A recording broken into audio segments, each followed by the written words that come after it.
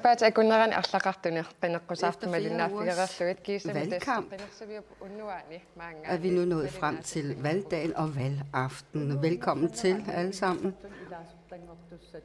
I løbet af aftenen så får vi jo løftet sløret for, hvem der er blevet valgt til Inatsisartut. Og vi håber da, at vi får en rigtig spændende og også en glædelig aften. Og vi har direkte udsendelse herfra. Vi har selvfølgelig også vores valgobservatører her. Velkommen til jer. Magda Labansen, Sten Lund, Kobik V. Kleist og Rosanguak Rossen. Vi glæder os til denne aften. I løbet af aftenen så skal vi have kontakt med de forskellige valgcentre for partierne, lige så vel som vi også får musikalske indslag i løbet af aftenen. Johannes Bertelsen er vores musiker i aften sammen med sit band. Og det glæder vi os til. Juhu! Jeg vil lige minde de danske lyttere og seere om, at den her valgaften, den sendes på KNR2 på dansk. Den simultantolkes til dansk på KNR TV2. Og til tv-seerne og til radiolytterne, have en rigtig...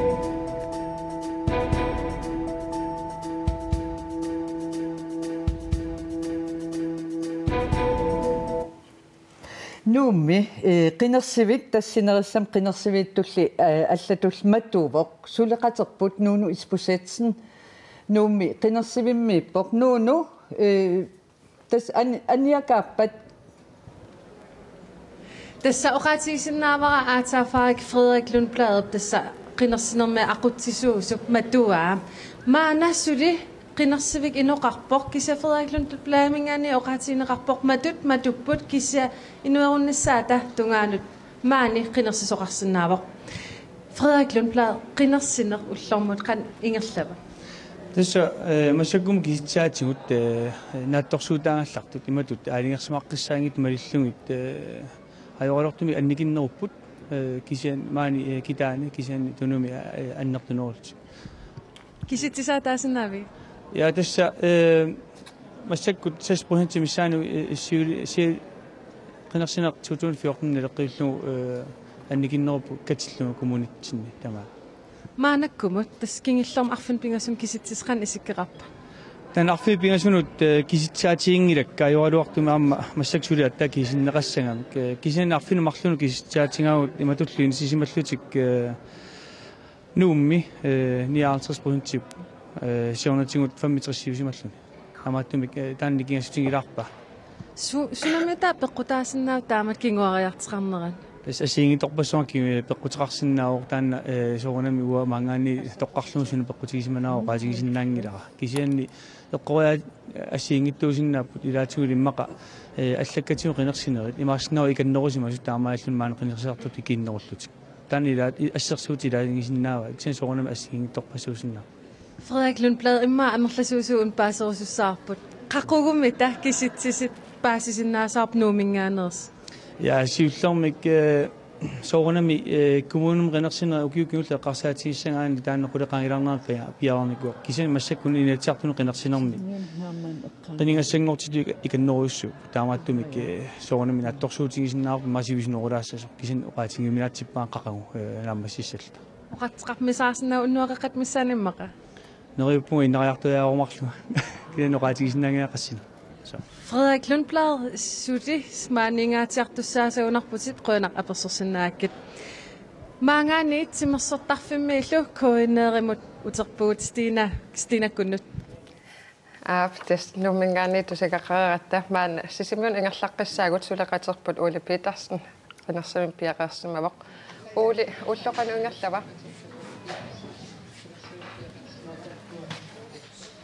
tassa sisimiuni qinersiner ullaatungaani nallaaqutar qulingiluanut ammarneqarmat inuppaalussuit taseralimmi najuupput